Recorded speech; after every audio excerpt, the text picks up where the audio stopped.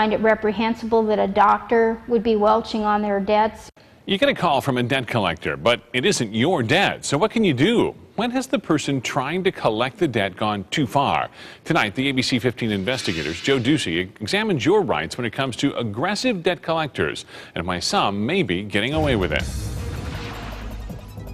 You will be behind bars for 6 months. They are reenactments of harassing phone calls. I've been threatened that the sheriff is going to come to my job. From aggressive debt collectors. He said he was going to make my life a living hell. You're a thief and a slacker. I've been called a cheat. Debbie Brooks of Levine says she's had enough. They'll come to my home. Up to the door, day and late at night. I've had them drag me out of bed at 11 o'clock at night to serve me with a summons that's actually not for me. This is Debbie with an I-E Brooks, not the Debbie with just an I, who allegedly owes a large debt. The two Debbies also have different Social Security numbers. Different middle initials. They have a 520 phone number. I have a 602. The summons that I keep getting are for an address in Casa Grande, Arizona. I live in Levine. It's a nightmare. It totally disrupts my life. Debt collection practices is the Federal Trade Commission's #1 complaint area. It's a small few that paint the industry with a very broad brush. Brad Klein is with the Arizona Collectors Association.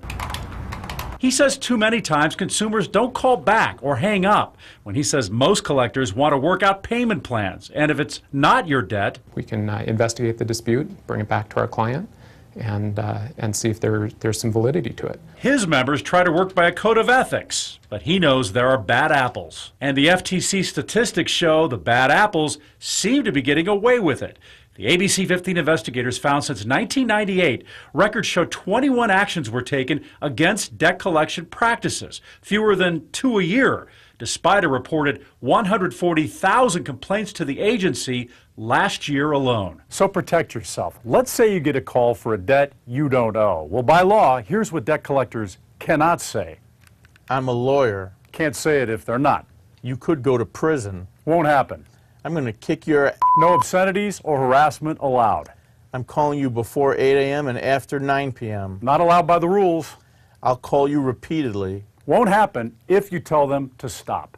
A debt collector can still call you once more to say they're suing, but that's it. Send a certified letter to the collection business saying you don't want to be contacted. That's if you can get their name and address. Unfortunately, it's been Debbie's experience when one collector goes away. These debts are recycled.